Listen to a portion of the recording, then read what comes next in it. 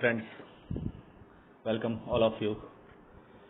Today we are going to study about verb. आज हम सब जो है यहाँ verb के बारे में अध्ययन करेंगे. First of all we see from where the verb have come. सबसे पहले देखते हैं कि जो है verb की उत्पत्ति जो है वो कहाँ से हुई है.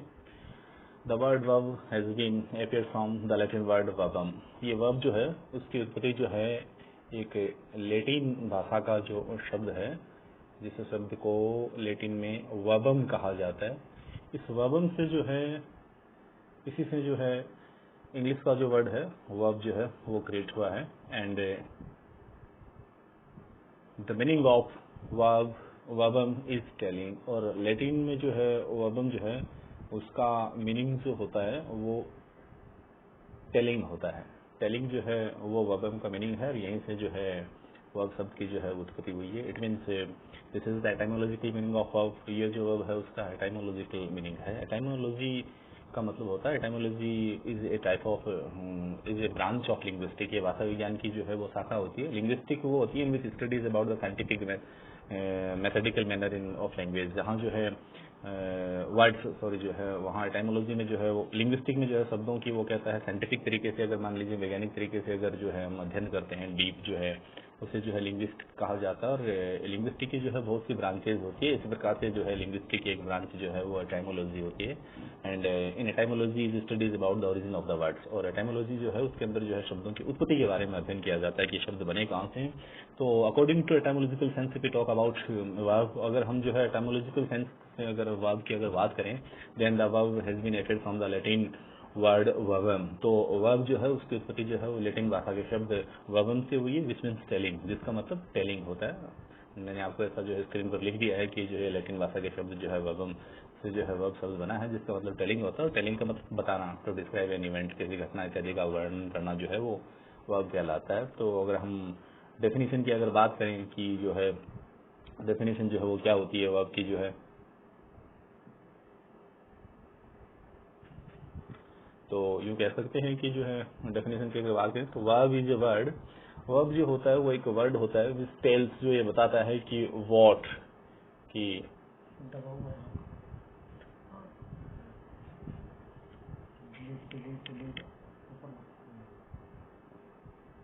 व्हाट समवन, कोई व्यक्ति जो है, या समथिंग. डिक्शनरी जो है ऑक्सफोर्ड में उसमें जो है शॉर्ट में समथिंग का एसकेस लिखा जाता है. तो यू कैन अंडरस्टैंड एसकेस is the full form of is the short form of something. कोई व्यक्ति जो है या कोई वस्तु जो है व्हाट इज वो क्या है, या यूं कहें कि व्हाट ही फील्स वो क्या महसूस करता है जो है, या व्हाट ही डज वो क्या कुछ जो है करता है. ये जो वर्ड जो है ग्रामेटिकल मैनर में या हम कहीं पार्ट्स ऑफ स्पीच में जो वर्ड ये बताता है वही जो है वर्ब होता है, उसे जो वर्ब कहा जाता है. इसका करेक्ट प्रोनाउंसिएशन जो होता है वो ऑक्सफोर्ड डिक्शनरी में अगर हम अकॉर्डिंग टू जो है ब्रिटिश मैनर में अगर बात करें तो the correct pronunciation of this word is verb. ये आपको जो एक साइन जो दिखाई दे रहा है यहाँ तीन के आगे जो है दो पॉइंट्स जो लगे हुए हैं, this is the pronunciation of sound of जो है ये जो साउंड है तो इसका प्रोनाउंसिएशन वर्ब होता है, इसे जो है वर्ब कहा जाता है. तो you can understand that verb is a word which tells what someone और something is does feels likes.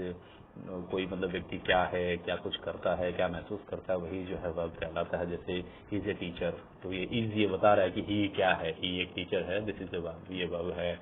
आपने कहा ही रन्स, वो दौड़ता है, तो it means runs tells what he does. Runs ये बता रहा है कि ही क्या कर रहा है, it means runs is a verb. ये रन जो है अपने आप में क्या है, एक जो है वर्ब है. और फिर आपने कहा मान लीजिए कोई महसूस कैसे करता, आपने कहा मान लीजिए he feels.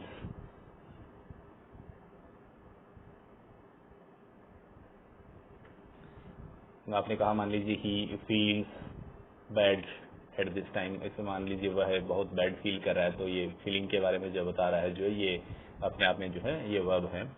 And after that we goes about the types of the verb. उसके बाद में हम जो है वर्ब जो है उसके टाइप्स पे अगर जाते हैं. वैसे तो it has been already describe to you by Rajkumar sir in the earlier section of this topic. आपको पहले जो इस टॉपिक हमारे राजकुमार सर ने जो है आपको बता दिया है वर्ब के बारे में, लेकिन एक बार जो है वो चीज़ें मैं आपको शॉर्ट में जल्दी से रिपीट कर देता हूँ, फिर हम आगे चलेंगे सीधा जो है।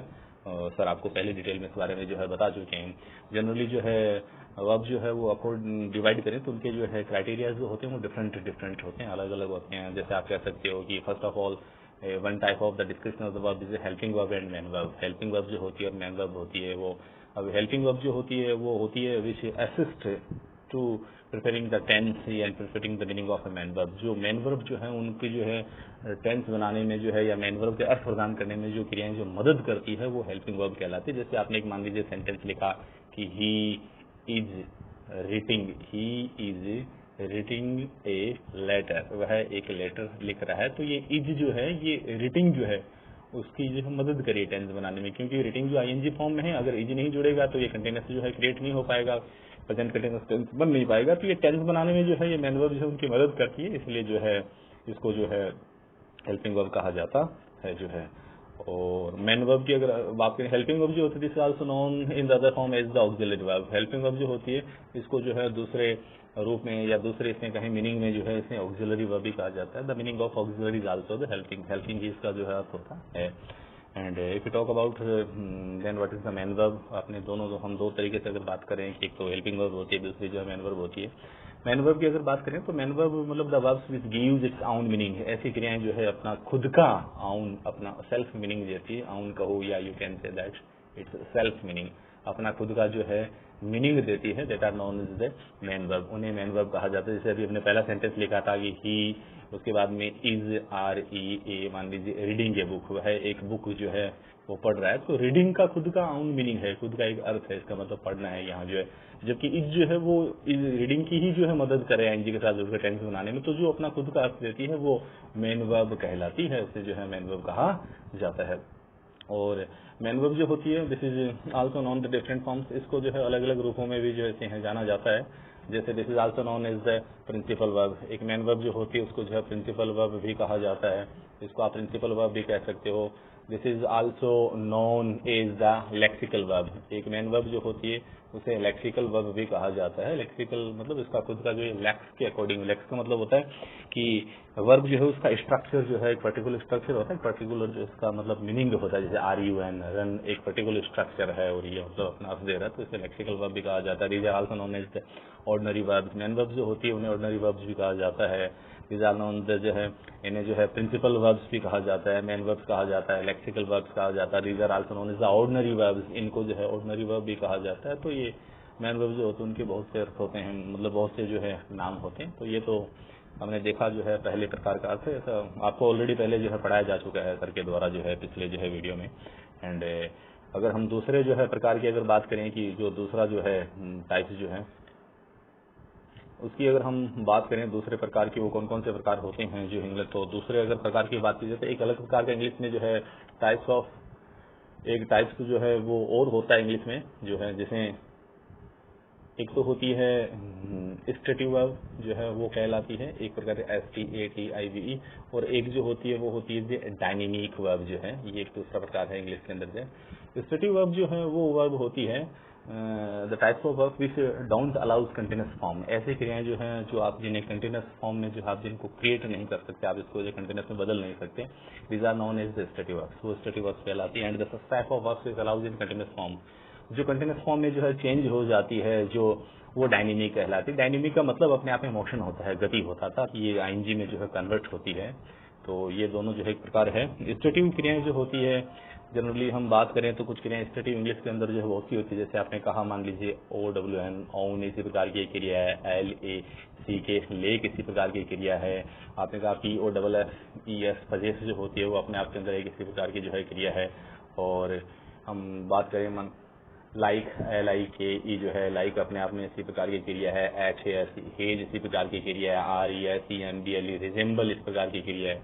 अर्थात ये क्रियाएं जो होती हैं इन क्रियाओं को जनरली ING में इसलिए नहीं बदला जाता है because these shows involuntary action, ये क्रियाएं जो होती है वो अपने आप में एक इनवॉलेंट्री एक्शंस को जो है क्रिएट करती है, अर्थात इन पर जो है अपना खुद पर जो है सब्जेक्ट जो होता है उसका कोई कंट्रोल नहीं होता है जो है, तो इसलिए इसको जो है स्टैटिक वर्ब कहा जाता है। And if you like to change into these verbs into continuous form, अगर हम इनको कंटिन्यूअस फॉर्म में चेंज करना चाहे, आपने कहा कि नहीं ये तो नहीं हो रही, हम जानबूझकर उसे मैं अगर आईएनजी में बदल दूं तो आप बदल दीजिए basic, but they don't allow the general meaning. पर बदलने पर जो है वो अपना जो है आम अर्थ जो है अलाउ नहीं करती है, दे चेंज देयर मीनिंग, साथ साथ सॉरी वो अपना मीनिंग जो है वो बदल लेती है, वैसा उनका अर्थ नहीं आता। जैसे आपने एक में जनरल सा आपको मतलब एग्जाम्पल अगर आपको देना चाहूँ, जैसे आपने सीरियल्स इत्यादि अगर हम बात करें देखते हैं तो दो कैरेक्टर जो होते हैं अगर आपस में एक दूसरे से बहुत ज्यादा मतलब हेट करते हैं तो वो यही कहते हैं कि जैसे आई हेट यू, मैं तुमसे जो है घृणा करता हूं, जबकि उनकी हेट जो है एट प्रेजेंट चल रही होती है, पर उसके बावजूद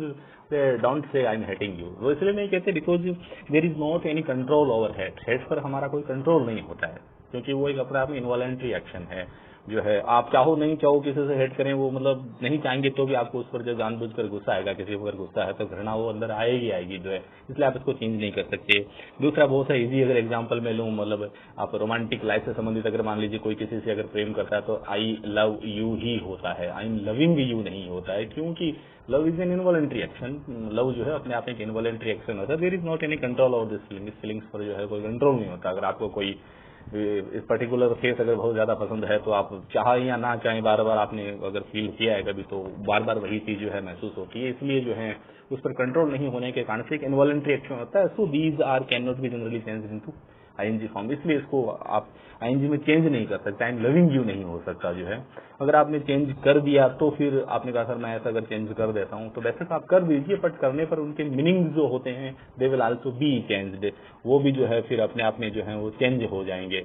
जैसे अगर मैं आपको अब कुछ उदाहरण देता हूं दूसरे जो है चेंज होने वाले हैं, जैसे हम पर्टिकुलर अगर बात करें जो है विशेष से हम आसानी से समझ सकेंगे किस प्रकार से स्टैटिक को यूज करना है, किस प्रकार से डायनेमिक को यूज कर रहा है, तो इसको समझने के लिए you can understand the verbs of perceptions.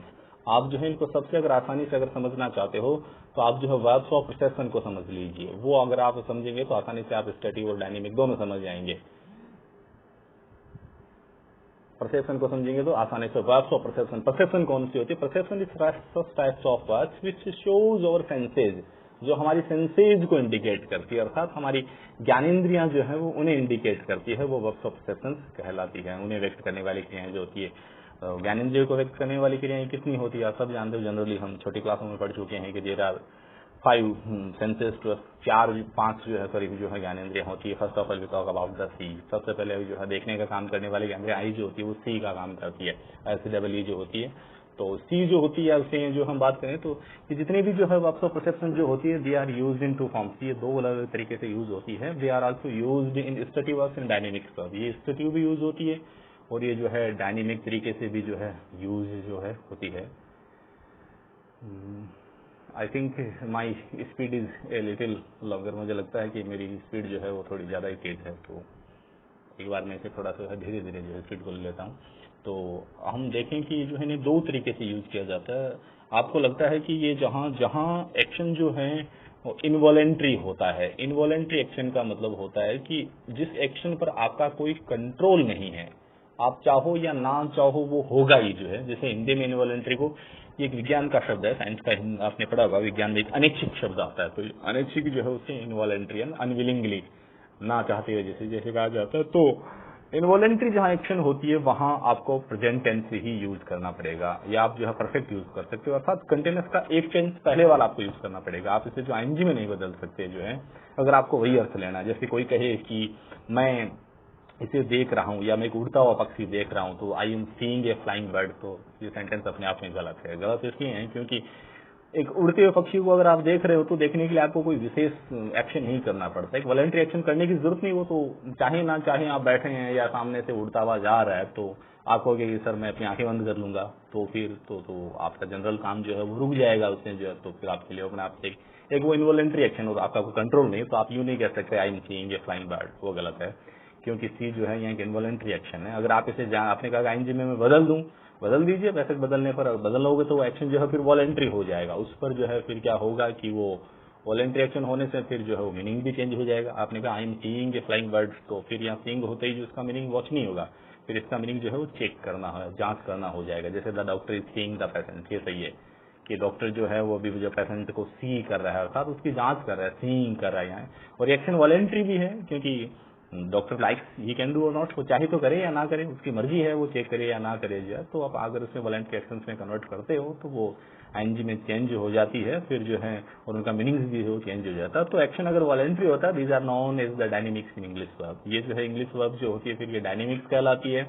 और if this the verb shows involuntary action, these are known as the stative verbs. और अगर ये जो है अगर इनवॉलंटरी एक्शन दिखाती है तो फिर जो है ये अपने आप के अंदर जो है स्टेटिव वर्ब कहलाती है, और फिर ये जनरल अर्थ वही लेती है पहले जैसे मैंने आपको सी बताई है। दूसरा आपने कहा दूसरी ज्ञानेंद्रिय का उदाहरण लेकर के आप देख लीजिए, जैसे आपने कहा मान लीजिए जीभ जो है, टंग जो है वो दूसरी ज्ञानेंद्रिय, एंड जीभ जो है वो काम करती है टेस्ट का, TASTE, टेस्ट चखने का काम करती है।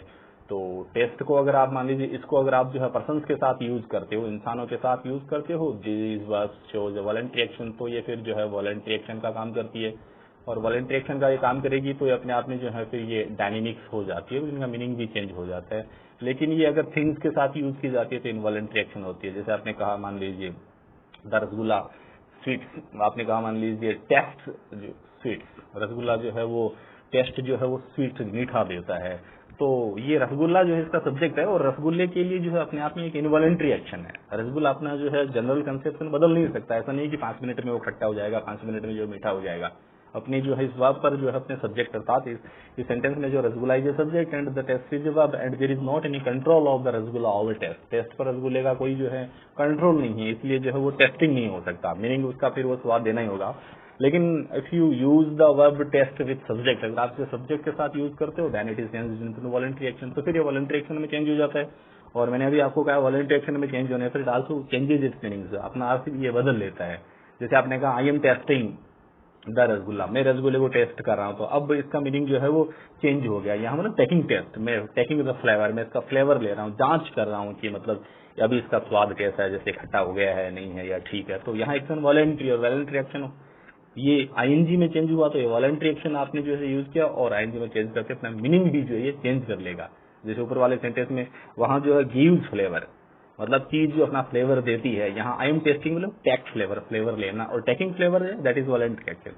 आपकी मर्जी है चाहे तो किसी चीज का फ्लेवर ले या ना ले, बट सब्जेक्ट जो अगर थिंग है, वस्तु है, तो उसकी मर्जी नहीं है। रसगुल्ला अपनी मर्जी से नहीं चलता कि 5 मिनट में मैं मीठा हो जाऊंगा, अगले सेकंड है जो मैं खट्टा हो जाऊं या फिर जो कड़वा हो जाऊं। जो there is not any control over the thing on the using of verb with these taste. Taste पर जो है उनका कोई मतलब कंट्रोल नहीं होता। जैसे दूसरी जो है एक जो है हम कह सकते हैं जो वर्ब है, जो परसेप्शन, जो डायनेमिक और जो है स्टेटिव दोनों तरीके से यूज हो रही है। फिर अगर हम मान लीजिए तीसरी वर्ब की अगर बात करें, क्योंकि वर्ब्स ऑफ परसेप्शन तो 5 होती है, तो आपने कहा मान लीजिए सी देखा हमने, टेस्ट देखा, अब तीसरी जैसे एक हमारी जो है त्वचा जो है, स्किन जो है, this is also the perception, ये भी हमारी ज्ञानेंद्रिय होती है। तो त्वचा जो है वो काम करती है फील करने का, FWL जो है ये फील का जो है काम करती है। तो फील जो होती है, फील के अंदर भी ठीक ऐसा ही होता है। अगर फील में जो है FWL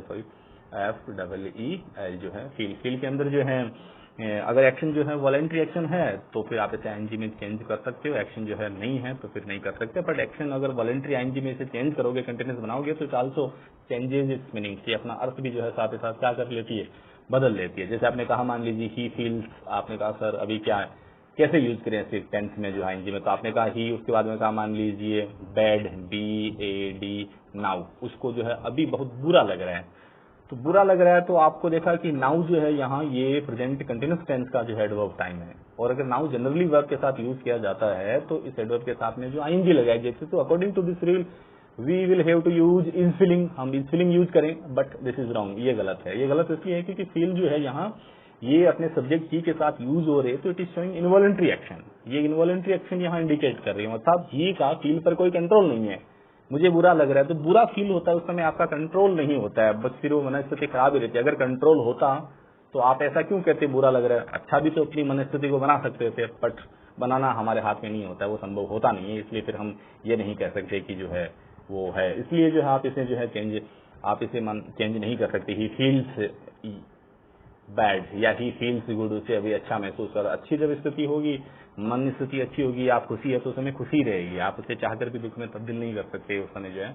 तो ये सब्जेक्ट जो है ही के साथ में ऐसा होगा, आपने कहा, तो ऐसी स्थिति में जो है फिर वो अर्थ जो है वो जनरल अर्थ आएंगे। लेकिन आप अगर उसे आईएनजी में चेंज करना चाहते हो, आपने कहा सर मैं तो जानबूझकर करूंगा, कर दीजिए, but you can not take the general meaning which comes out the feel. फिर आप उस समय जो है जनरल मीनिंग नहीं ले सकते, आप फील वाला वो नहीं ले सकते कि टेक द सेंस, सेंस लेना नहीं होगा। जैसे आपने कहा he feels good, sense you sense good, या you feel good, you sense good, आप अच्छा महसूस करते हो। बट आप जो है ऐसे आईएनजी में चेंज करोगे, जैसे आपने कहा he is feeling good, this is wrong, क्योंकि इसका मतलब मीनिंग जो अभी यहाँ सेंस से नहीं आ रहा है, इसका मीनिंग फिर चेंज हो जाता है। इसका मीनिंग फिर जो है when you change the feel verb into ING, it means you changing in the dynamic verb. आप इसे डायनेमिक वर्ब में अगर चेंज कर रहे हो, then it also changes its meaning, अपना ये मीनिंग भी क्या कर लेती है, चेंज कर लेती है। Then it takes the meaning of check. फिर जो है ये चेक जो होती है, जांच करना जो होती है, वो अर्थ लेती है। जैसे आपने कहा मान लीजिए द डॉक्टर, डॉक्टर जो है द डॉक्टर आपने कहा मान लीजिए द डॉक्टर,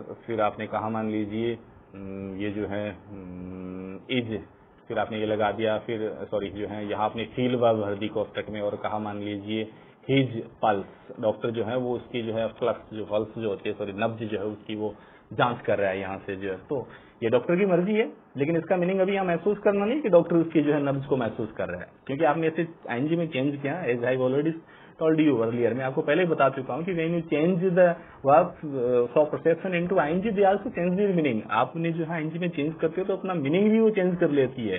जैसे आपने कहा the doctor is feeling his pulse, उसकी पल्स को फील करेक्ट मीन चेक कर रहा है, यहाँ जांच कर रहा है उसकी पल्स ठीक से चल रही है या नहीं चल रही है। तो मीनिंग जो है वो भी अपना क्या कर लेती है जी, चेंज कर लेती है। जैसे ये फील जो एक वर्ब है, अब हम जो है टेस्ट देख चुके हैं, हमने जो है जैसे सी देखा, हमने जो है फील देख लिया जो है, फिर जो है हम जो है अगली ज्ञानेंद्रियों की अगर बात करें, जो है पांचों ज्ञानेंद्रियां जो पांच होती है, नाक की अगर बात करें तो नाक नोज जो होती है that is use for smell, वो क्या करती है, स्मेल के लिए यूज करती है।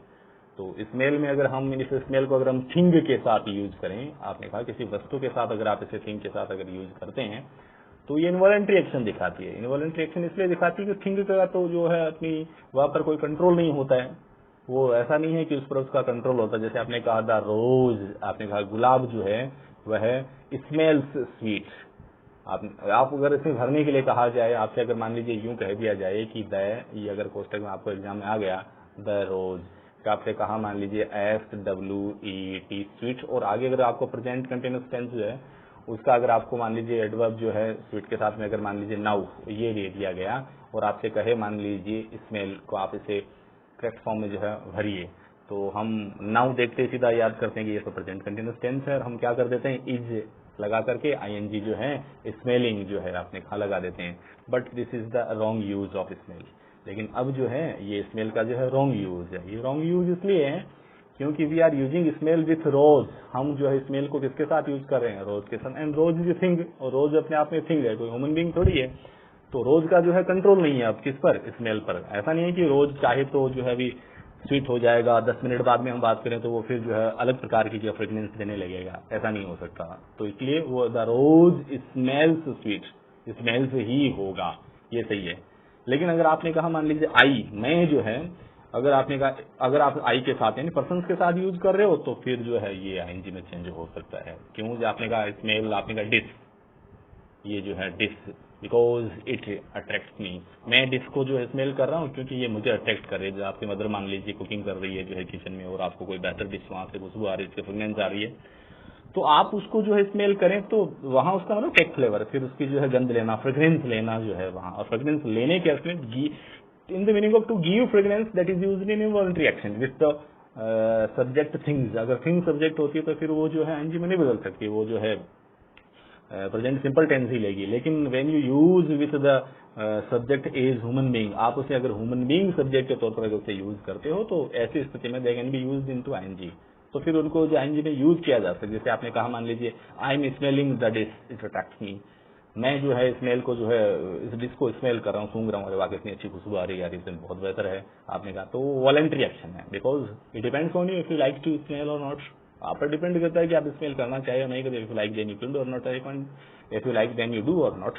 यहाँ पर डिपेंड करता है आप चाहो तो स्मेल करो या ना करो जो है। तो ये स्मेल है, ये पांचों जो है वर्ब्स ऑफ परसेप्शन जो होती है, फील करना, स्मेल करना जो है, सूंघना जो है, जैसे आपने अभी आप देखा। दूसरे आपने हियर, सुनने की हमने बात की जो है, तो हियर का भी ऐसा ही होता है। आप अगर मान लीजिए हियर जो है वॉलंटरी एक्शन होती है तब तो आप इसे जो है आईएनजी में चेंज कर सकते हो, लेकिन जनरली मैनर में से आईएनजी में चेंज करना पॉसिबल नहीं होता। जैसे आपने कहा कोई कहे I am hearing a song, मैं एक जो है गाना सुन रहा हूँ, तो ये गलत है, क्योंकि इसका मीनिंग सुन रहा नहीं हो यहाँ, क्योंकि गाना तो आप चाहो नहीं चाहो एक वॉलेंट्री एक्शन है भाई। कहीं पास में अगर गाना बज रहा है तो वो तो आपको सुनाई देगा ही।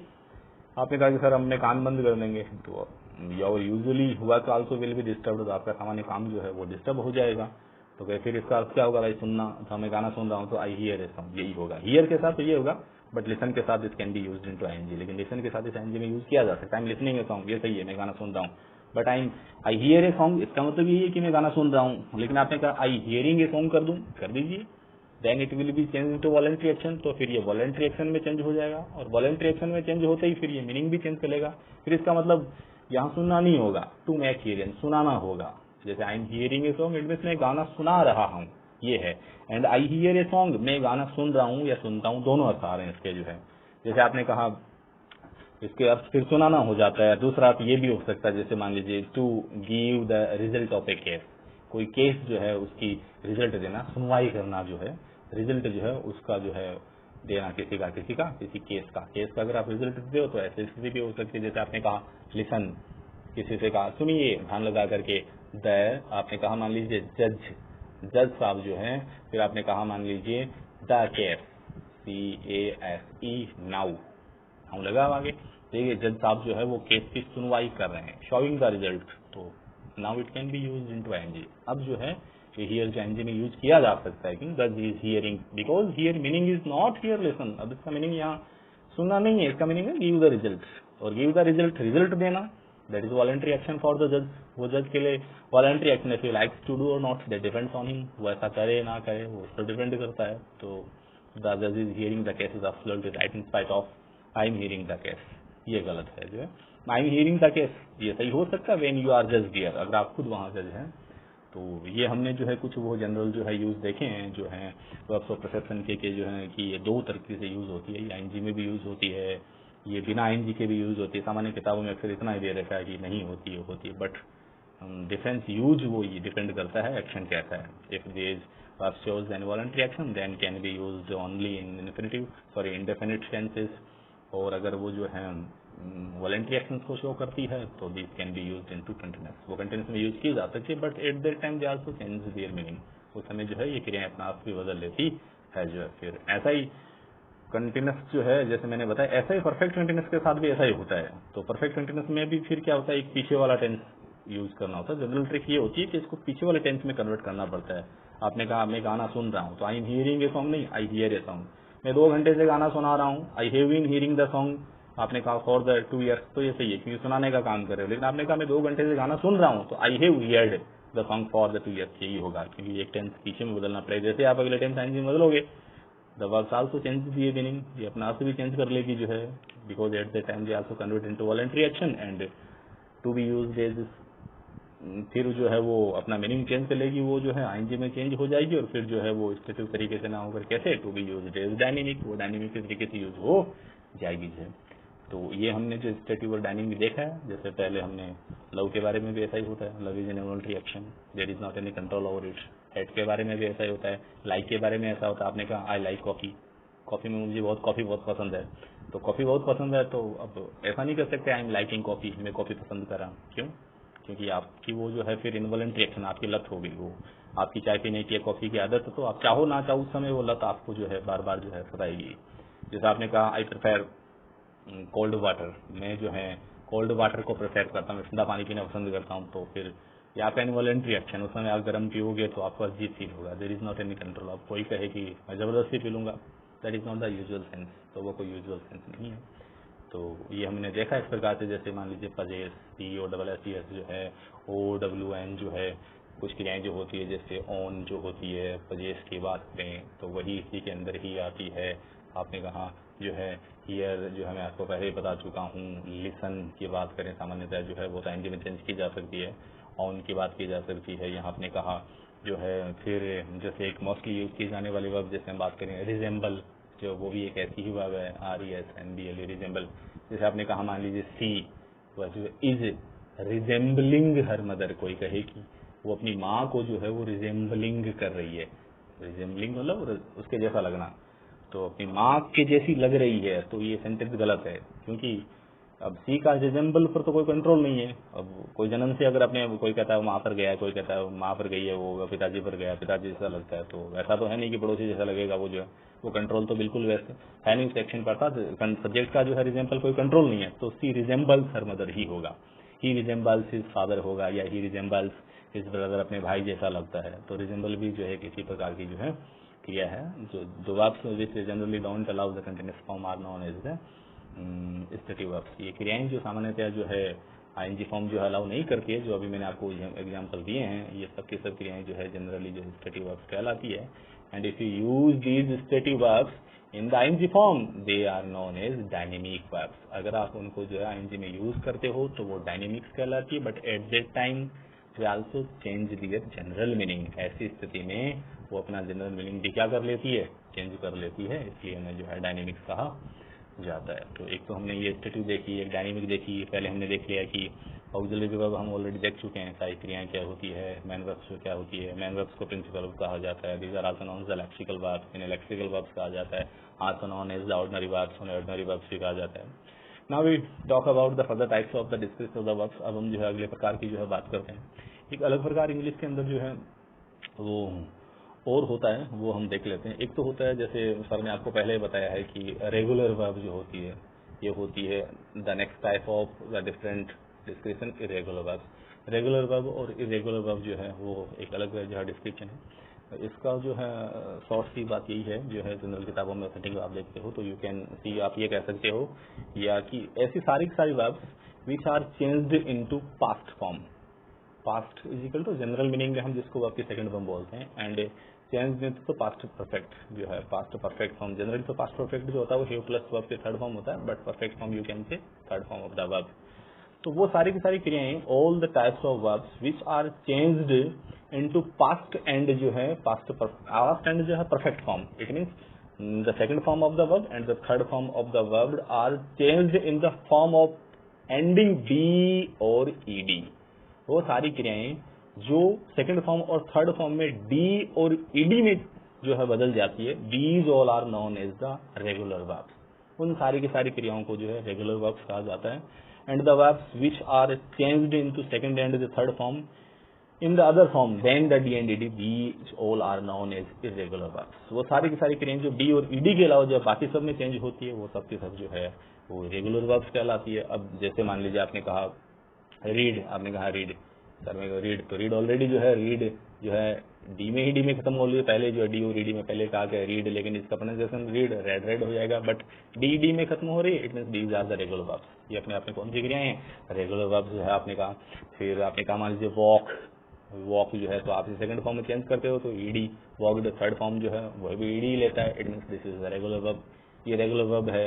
आपने कहा मान लीजिए pass, it mean the pass, the second form of pass, passed, ED ED जो है पास्ड लगी, this is the regular verb. ये अपने आप में जो है क्या है जी, रेगुलर वर्ब जो है।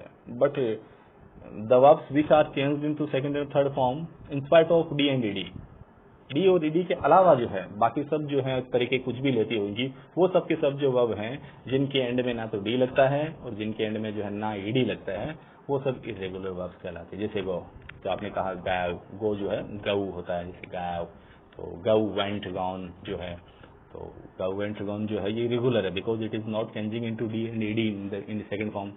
और आपने कहा मान लीजिए राइट, जैसे राइट जो है उसकी सेकंड फॉर्म जो होती है रॉट, राइट रॉट रिटर्न।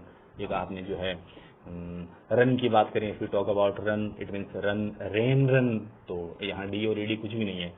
तो बहुत आसान सा ट्रिक है, सब जो है ऑलरेडी जो है सेटिस्फाइड हो गया है कि भाई सारी की सारी क्रियाएं जो है जो डी और ईडी के अलावा all the verbs which are changed into second and third form, it means into past and perfect form without D and ED containing as its morpheme, जो है अपना मॉर्फीम या अपना जो है हम बात करें जो है सफिक्स जो है इसका, अगर वो एंड वाला जो है लेटर जो है वो डी और ईडी के अलावा अगर चेंज हो रहा है, बाकी किसी भी रूप में क्यों ना हुआ आए, तो वो सबके सब जो अपने आप में जो है इरेगुलर वर्ब्स कहलाती है जो है। Now we are talking about another type of verbs.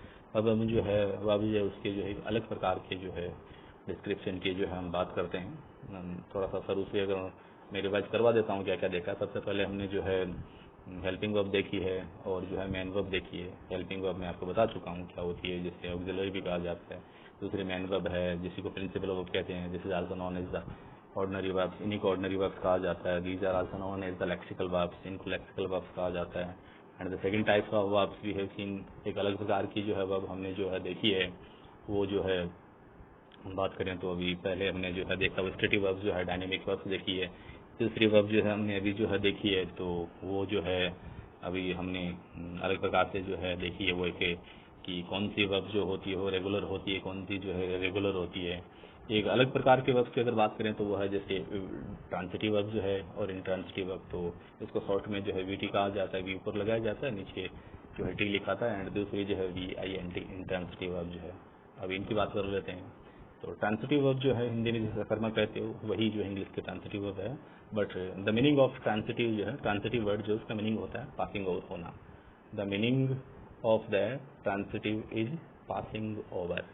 It means such types of verbs which changes their meaning to complete to pass over another element। तो वो क्रिया जो एक दूसरे एलिमेंट पर जाकर के अपना जो है अर्थ पास ओवर करती है, अर्थात वो एलिमेंट आप लोगे तभी वो जो है अपना अर्थ जो है पूरा करेगी, वो वर्ब जो है ट्रांसिटिव वर्ब कहलाती है। मतलब जिसको कहीं अपना अर्थ पूरा करने के लिए किसी और पर पास ओवर होती है। जैसे आपने कहा, मान लीजिए कैसे, जैसे आपने कहा ही उसने रोट लिखा, क्या लिखा, वी डोंट नो, हम नहीं जानते। इसका मतलब द वर्ब ही is a third element to pass, its meaning is passing over and the other element. इसका जो है मीनिंग जो है वो पास ओवर हो रहा है, मतलब कहीं और जा रहा है अपना अर्थ पूरा करने के, इसको कुछ चाहिए। It is the need of another element to complete its meaning. इसको अपना अर्थ पूरा करने के लिए वो चाहिए जो है, इट मीन्स चाहिए वो क्या है, ऑब्जेक्ट। वो जो है क्या है जी, ऑब्जेक्ट। इसमें ऑब्जेक्ट चाहिए। तो इन जनरल मीनिंग यू कैन से, आप सामान्य अर्थ में यूं कह सकते हो कि such types of the verbs which have the need of object to complete their meaning are known as transitive verbs। ऐसी क्रियाएं जिन्हें अपना अर्थ पूरा करने के लिए ऑब्जेक्ट चाहिए जो है, तो वो वर्ब जो है वो क्या कहलाती है, ट्रांसिटिव वर्ब कहलाती है। आपने जो है जैसे आपने कहा, मान लीजिए दे पे, फिर आपने कहा मान लीजिए सेंग ए सॉन्ग, उन्होंने जो है एक गीत गाया जो है, सेंग ए सॉन्ग जो है। तो इस सेंग को अपना अर्थ पूरा करने के लिए क्या चाहिए, सॉन्ग चाहिए। तो ये अपने आप में जो है थर्ड एलिमेंट की नीड है, तो ये ट्रांसिटिव वर्ब है। अब थोड़ा सा हम एक चीज और देख लेते हैं बीच में जो है, कि अब बीच में अगर आ ही गया तो मैं एक मीनिंग अलग और बता देता हूँ यहाँ जो है बीच में ही जो है क्या। देखो बहुत से ऑब्जेक्ट ऐसे हैं जो अपनी वर्ब से ही बन रहे हैं जो है, अपनी वर्ब जो है उनसे रिलेटेड, जैसे सिंग से सॉन्ग बना। मैं एक एग्जांपल और देता हूँ आपको। जैसे आपने कहा, मान लीजिए दे रेन ए रेस, उन्होंने एक रेस को दौड़ा। तो race is in general meaning relate to cognate to run, run से ही जो ये बन रही है जो आपने जो है, तो ये जो है रन से ही जो है बना। तो इस प्रकार की जो वर्ब जो है वो और उनका जो है ऑब्जेक्ट और नाउन जो है वो मिलता जुलता होता है। These are known as the cognate verbs. ये कोई विशेष वर्ब्स तो नहीं है कॉम्पिटिशन लाइफ, लेकिन ऐसे डिस्कस मैं आपको बताता हूँ। देखो रेस जो है, this is a noun, it can be used as an object. इसे ऑब्जेक्ट के तरीके से यूज किया जा सकता है, but this also can be the object of ran, ran का ऑब्जेक्ट हो सकता है। It means these both are similar to each other, लगभग एक जैसी है। तो इस प्रकार की जो ये वर्ब है ये कॉग्नेट वर्ब्स कहलाती है। अंग्रेजी में इसको जो है COGNATIE कॉग्नेट वर्ब्स कहा जाता है। And the object are known as cognate object, और ये जो है कॉग्नेट ऑब्जेक्ट कहलाते हैं। जैसे आपने कहा, मान लीजिए ही, वह जो है spoke, he spoke a speech, वह एक स्पीच बोला। वैसे तो ये कोई स्टैंडर्ड सेंटेंस नहीं है, but speech and spoke are too much similar to each other, एक दूसरे से बहुत रिलेटेड है। मतलब स्पीक से ही लगभग जो है स्पीच का निर्माण हुआ है। तो speech is here A cognate object and spoke is here A, speak is here A cognate verb. तो ये एक प्रकार की अलग वर्ब है जिसे कॉग्नेट वर्ब जो है कहा जाता है और कॉग्नेट ऑब्जेक्ट कहा जाता है। Now we go on the other types of description of the verbs. अब हम जो है अगले प्रकार के जो है डिस्क्रिप्शन के अंदर जो है वो चलते हैं, देखते हैं। एक अलग प्रकार की जो है वर्ब होती है जिनको जो है लिंकिंग वर्ब्स कहा जाता है, LINKING, लिंकिंग वर्ब जो है। लिंकिंग वर्ब क्या होती है? लिंकिंग वर्ब का साइन जो होता है ग्रामेटिकल बुक्स में, जैसे ये VL होता है शॉर्ट में। जैसे आप जितनी भी ऑथेंटिक किताबें आप यूनिवर्सिटी ग्रामर देख लीजिए, रैंडॉल्फ की, सिडनी ग्रीनबाउम की, जॉफरी लीथ स्वाटी की कंप्रिहेंसिव ग्रामर देखिए, चाहे आप जो है ब्रेंडन मार्टिन देख लीजिए। ब्रेंडन मार्टिन की बहुत जनरल किताब है, आप जैसे नेस्फर्ड देख लीजिए, आप जो है मार्टिन थॉमसन की किताब देख लीजिए। इन सब में आपको लिंकिंग वर्ब जो है मोस्टली तो यूनिवर्सिटी ग्रामर में कंप्रिहेंसिव ग्रामर के बारे में ज़्यादा अच्छे से दिया हुआ है। यूं इसे साइंस से व्यक्त किया जाता है, वी ऊपर आता है और एल जो है नीचे साइड में आता है। This is known as the linking verb. ये वर्ब जो है लिंक करने वाली वर्ब कहलाती है। तो देखें लिंकिंग वर्ब क्या होती है। तो linking verb is a such type of verb, एक ऐसी वर्ब होती है which connect a subject to its complement. वो क्रिया जो किसी सब्जेक्ट को जो है कॉम्प्लीमेंट से जो है जोड़ती है, is known as linking verb. वो जो है लिंकिंग वर्ब कहलाती है। जैसे आपने कहा ही, वह SEEM सीम्स टायर्ड, वह टायर्ड नजर आता है, बड़ा परेशान नजर आता है, वह जो है वह सीम्स नजर आता है, टायर्ड नजर। तो सीम जो है वो क्या कर रही है, जो है टायर्ड को जोड़, टायर्ड यहाँ कॉम्प्लीमेंट है। कॉम्प्लीमेंट मतलब कॉम्प्लीमेंट वो होता है जो सब्जेक्ट की मीनिंग को पूरा करता था। ही और टायर्ड दोनों सेम है, सेम। टायर्ड ही doesn't a separate existence in spite of he के अलावा उसका कोई अलग से जो है कोई अस्तित्व नहीं है। जो ही है वही कौन है जी, टायर्ड। जैसे इजी एग्जांपल मैंने कहा, मान लीजिए सी, वह जो है लुक्स नजर आती है, आपने कहा मान लीजिए ब्यूटीफुल, वह ब्यूटीफुल नजर आती है। तो ब्यूटीफुल कौन है, सी इज द ब्यूटीफुल। जो सी है वही कौन है, ब्यूटीफुल है। तो सी जब अलग जो है ब्यूटीफुल का, सी के अलावा कोई अदर एग्जिस्टेंस नहीं, it means she is the complement, sorry beautiful is the complement, beautiful complement because it is complete the meaning of she, क्योंकि ये सी का मीनिंग को क्या कर रहा है, पूरा कर रहा है। तो सी को जो है ब्यूटीफुल से जो जोड़ रही है, आपने कहा लुक्स जो है लगती है, या आपने कहा सीन्स नजर आती है, तो ये सीन्स है, ये लुक्स है, दीज आर लिंकिंग वर्ब। ये लिंकिंग वर्ब है। लिंकिंग वर्ब वो होती है जो कॉम्प्लीमेंट को किससे जोड़ती है, सब्जेक्ट से जोड़ती है। कॉम्प्लीमेंट दो प्रकार के होते हैं, फिर सब्जेक्ट कॉम्प्लीमेंट ऑब्जेक्ट, वहां हम आगे नहीं जाएंगे because this is are the part of the complement not of generally verb. तो फिर वर्ब का हिस्सा नहीं होकर थोड़ा सा आगे चला गया, तो उसे जो है लिंकिंग वर्ब कहा जाता है। लिंकिंग वर्ब का एक प्रकार है, और लिंकिंग वर्ब जो है वो उसे कुछ और नामों से भी जो है जाना जाता है। Linking verb is also known in English as copular verb.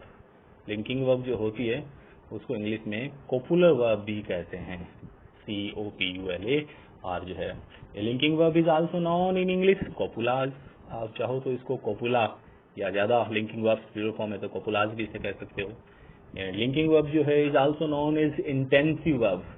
एक लिंकिंग वर्ब जो होती है उसको अंग्रेजी में जो है इंटेंसिव वर्ब भी कहा जाता है। Even different titles of the verb, इस वर्ब के जो है डिफरेंट टाइटल्स हैं, बहुत अलग अलग नाम है। लिंकिंग वर्ब इंटेंसिव वर्ब कहते हैं, इसे कॉपुलर वर्ब कहा जाता है, इसी को जो है कॉपुलर वर्ब भी कहा जाता है, कॉपुलाज भी कहा जाता है इसे। तो इसके बहुत अलग अलग जो है नाम होते हैं। मैक्सिमम कॉम्प्लीमेंट जो इंग्लिश में 7 प्रकार के हो सकते हैं, but we will not go on that topic in detail. हम जो है उस टॉपिक पर जो है डिटेल में नहीं जाएंगे। Leaving this topic here, we are leading towards the next types of the verbs। इसको यही छोड़ते हुए जो है हम अब जो है फिर अलग प्रकार की जो है क्रियाएं हैं उनकी तरफ जो है वो चलते हैं। These are the general types of the verbs। ये तो थोड़ी सामान्य प्रकार की जो है क्रियाएं हैं जो हमने आज तक अब जो है यहाँ देखी है। Now we are leading the different types of the verbs। Verb जो है उनके अलग प्रकार की तरफ जो है जाते हैं। एक प्रकार जो है अलग जो है वो दे रखा है, वो है finite verbs, FINITIVERB, finite verbs। and finite verb, and the second type of is known as non finite verb। दूसरी प्रकार की जो वर्ब हैं वो है जी non finite verb. These are the most important verbs according to competition। competition के according अगर बात की जाए तो ये सबसे ज्यादा महत्वपूर्ण क्रियाएं हैं, because this is most puzzled and difficult part of English। ये इंग्लिश का जो है सबसे जो है हार्ड हिस्सा होता है व्याकरण का जो है। आप पूरी ग्रामर सीख लीजिए जो है, बट आफ्टर लर्निंग, आफ्टर जो है having the learn of grammar in the holy era, if you have not learn non finite sector of the verb, then I think it will be too much puzzling for you. अगर आपने non finite नहीं सीखा है तो वो काफी ज्यादा जो है परेशानी भरा होता है, क्योंकि नॉन फाइनाइट जो है बाकी सारे नियमों का जो है एक तरीके से सत्यानाश कर देती है, क्योंकि इसमें एक्सेप्शंस बहुत ज्यादा है, इसमें अपवाद जो है वो बहुत ज्यादा है। तो अब एक बार के लिए हम जो है नॉन फाइनाइट हिस्सा जो है उससे देख लेते हैं क्या होती है। तो अगर बात करें पहला जो फाइनाइट वर्ब, हम इजी वे में से देखने की कोशिश करते हैं। फाइनाइट की बात करें तो the meaning of finite is limit. अगर आप फाइनाइट की बात करते हो तो फाइनाइट का मीनिंग जो होता है वो लिमिट होता है, लिमिट में रहना, सीमा में रहना, मर्यादा, डेकोरम जो होती है, डेकोरम के अंदर जो है रहना अपने अपने। तो यू कैन अंडरस्टैंड दैट, आप इस प्रकार से समझ सकते हो, तब आप which leave in limit, stay in limit, ऐसी क्रियाएं जो लिमिट में रहती हैं वो जो है फाइनाइट वर्ब कहलाती है। अब लिमिट में रहने का मतलब क्या है, मतलब कैसे लिमिट में रहती है? लिमिट कोई इंसान थोड़ी है जो हम कहें ऐसे लिमिट में रहती है, ये कोई जानवर है कि जिसे हम समझा सकें भैया लिमिट में रह जो है, या डंडा मार करके समझाए, नहीं। इसे कैसे लिमिट में रखना, मतलब इसे आसानी से हम कहें तो बहुत इजी तरीके से मैं ये समझाऊं तो यूं कह सकते हो कि द वर्ब ऐसी क्रियाएं विच, जो क्रियाएं आर चेंज्ड, बदलती है, अकॉर्डिंग, किसके अनुसार बदलती है, टू दियर, अपने सब्जेक्ट, एंड इट्स नंबर।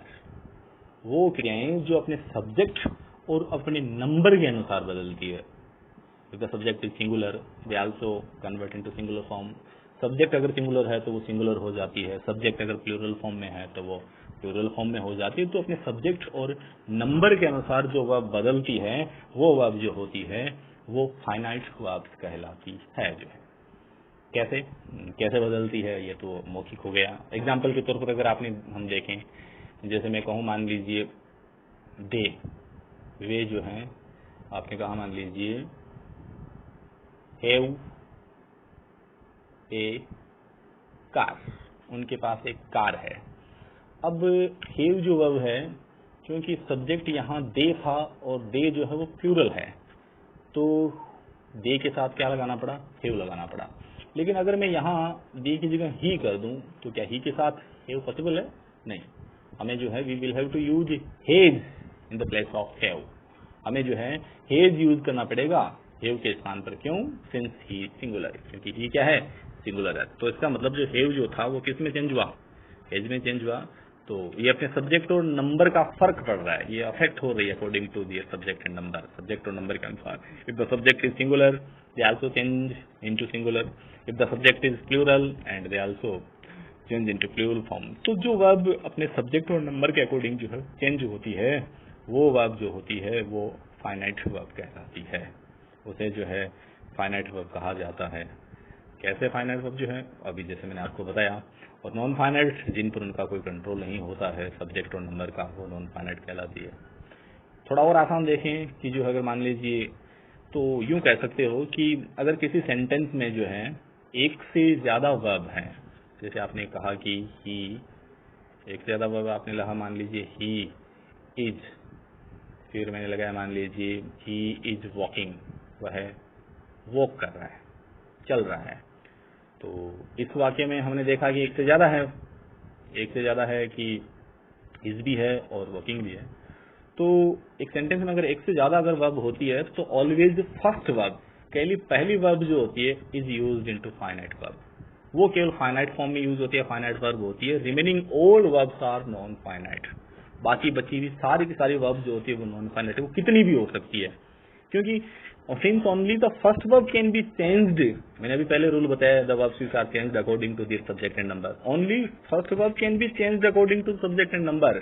जो सब्जेक्ट एंड नंबर के अनुसार जो चेंज हो रही है वो केवल फर्स्ट वर्ब ही है, बाकी चेंज नहीं हो रही है वो जो है, तो उनका बाकी पर कोई फर्क नहीं पड़ता है। जैसे मैंने ही की जगह अगर मैं मान लीजिए दे लगा दूं, लगा कर देख लीजिए, तो इज की जगह क्या होगा, are, they are walking, walking सही है, लेकिन वॉकिंग पर तो कोई फर्क नहीं पड़ रहा है। इज जो किसमें चेंज हुआ, is has been change into और, but walking remaining the same, लेकिन वॉकिंग तो है जैसे कि जैसे रह रही है। तो जो अपने सब्जेक्ट और नंबर के अकॉर्डिंग चेंज हो रही है वही जो है अपने आप में जो है क्या कहलाती है, फाइनाइट वर्ब कहलाती है। जैसे मैं दूसरा एग्जांपल दूं और आसानी समझाने के लिए, जैसे मैंने कहा आई, फिर मैंने कह दिया मान लीजिए सेल, उसके बाद मैंने कहा बी स्लीपिंग, मैं सो रहा हूँगा, ये। तो इसे अगर मान लीजिए मैं दूसरे सब्जेक्ट में जो है, अभी आई जो है वो सिंगुलर है, मैंने इसे मान लीजिए प्लूरल में कन्वर्ट करना चाहा तो मैंने दे लगा दिया, मान लीजिए जो है वी भी लगा दीजिए। आपने कहा सर वी लगा दें तो सेल, तो वो एक जनरल मीनिंग है, बट वो है वो भी फाइनाइट जो है वहाँ, तो दे लगाते तो आई सेल जो है वहां क्या हो जाएगा, विल हो जाएगा। आपने कहा सर वी लगाए तो फिर तो चेंज हुआ ही नहीं। भैया वो चेंज तो हो रहा है, लेकिन वो वी का रूल ही यही है कि वो विल एक क्या रहता है अपने आप में, सेल ही लेता है जो है। तो दे के साथ क्या हुआ, विल चेंज होगा, यानी सेल जो था वो किसमें चेंज हो गया, विल में। बट आगे बी स्लीपिंग तो सेम ही है। It means the first verb in a sentence, एक वर्ब की जो पहली जो है वर्ब जो होती है that is always finite verb, वह हमेशा क्या होती है जी, फाइनाइट वर्ब होती है। Remaining all verbs are non finite verbs, बाकी चाहे कितनी भी क्रियाएं क्यों ना हो वो सब नॉन फाइनाइट ही होती है। जैसे आपने कहा आई, फिर मैंने कहा मान लीजिए कैन सॉल्व इट, मैं इसे हल कर सकता हूं। तो इसका एक तो मैंने ये बताया कि अब अगर आप इसे और किसी मैनर में से चेंज करते हो तो only first verb can will be changed, but there will not be any effect on solve, solve पर कोई फर्क नहीं पड़ेगा। अगर आसानी से और एक दूसरा जो है मैं ट्रिक बताऊंगा या इसे और नियम बताऊं तो आप यूं कह सकते हो इजी तरीके से कि the verb which can be changed from present to past and vice versa, vice versa वापस से रिप्लेस होना, वापस आना जो है, यहाँ इधर आना जो है, वो वर्ब जो प्रेजेंट से पास्ट में और पास्ट से वापस किस में चेंज हो जाए, पास्ट से जो है वापस जो है वर्ब के अंदर चेंज हो जाए, the verb are known as finite verb. तो वो वर्ब क्या कहलाती है, फाइनाइट वर्ब। जैसे ये ऊपर वाला sentence I can solve it, if I like to change into past form this sentence, अगर मैं इसे पास्ट फॉर्म या पास्ट टेंस में चेंज करना चाहूं तो this will be changed only I could solve, यही होगा, I could solve it, solve तो होगा नहीं। तो it means can is changing into past form, can change हो रहा है किसमें, पास्ट में, but there is not becoming any effect on solve, solve पर कोई इफेक्ट या कोई जो इफेक्ट नहीं हो रहा है, कोई फर्क नहीं पड़ रहा है। तो it means can is the only verb which is changing from past and vice versa, ये वापस जो है पास्ट और पास्ट से वापस जो है प्रेजेंट में चेंज हो रही है, this is the finite verb. ये क्या है, finite verb, but solve is non finite verb. Solve अपने आप में क्या है जी, नॉन फाइनाइट वर्ब है। तो ओनली वर्ब, मैंने अभी पहले वही जी ट्रिक वापस सारे नियम लागू हो रहे हैं कि वही only first verb is the finite verb, केवल पहली क्रिया फाइनाइट है, बाकी सबके सब क्या है, नॉन फाइनाइट। तो ये हमने फाइनाइट और नॉन फाइनाइट वर्ब देखा। अब थोड़ा सा डीप में चलते हैं, according to competition we go in little deep this topic, इस टॉपिक के जो है डीप में चलें। तो फाइनाइट तो हम ऑलरेडी पहले देख चुके हैं, सारी रेगुलर वर्ब देखी हमने, हेल्पिंग वर्ब जो है बात की है, सब मेन वर्ब वगैरह जो है ये। अब थोड़ा सा नॉन फाइनाइट के अंदर जो है डीप में चलते हैं। तो नॉन फाइनाइट में अगर हम डीप में चलें, देन नॉन फाइनाइट जो होती है इसको शॉर्ट में यूँ लिखा जाता है, एन होती है, ये एफ और वी नॉन फाइनाइट वर्ब, ये प्लूरल फॉर्म होती है तो नॉन फाइनाइट वर्ब यूँ कह सकते हो, अनफ वीज, एन बड़ा आएगा, सॉरी एन जो है सिमिलर होगा, किस लेवल में होगा, सेम लेवल में होगा, एन और एफ सेम लेवल में होंगे, वी नीचे होगा, ऐसे यहाँ इसके नीचे होगा, जिसका प्लूरल फॉर्म है, बिल्कुल नीचे तो नहीं होगा बट शॉर्ट होगा इसके लेवल में यहाँ जो है। तो अनफ वीज non finite verbs and the non finite verbs are 3 types, ये 3 प्रकार की होती है। कितने प्रकार की होती है जी, 3 प्रकार की। 3 प्रकार की कौन कौन सी होती है, फर्स्ट ऑफ ऑल सबसे पहले बात करें तो वो होती है जी infinitives. The first type of non finite verbs are infinitives, पहले इन्फिनिटिव्स होती है, एंड द सेकंड दूसरी जो होती है these are gerund, GERUND, and the third form, और थर्ड अगर टाइप्स की बात करें these are, first is infinitive, second is gerund and the third forms are participles, तीसरे जो होते हैं वो पार्टिसिपल्स होते हैं। These 3 forms are non finite forms of the verbs in English, ये इंग्लिश में जो है 3 फॉर्म जो होते हैं वो नॉन फाइनाइट होते हैं। अब इन्फिनिटिव क्या होता है, पहले उसे देख लेते हैं वन बाय वन जो है। Infinitive, what is infinitive, infinitive क्या होता है, there is the mark of infinitive, infinitive का एक मार्क होता है, एक चिन्ह होता है, दैट इज 2, वो होता है 2।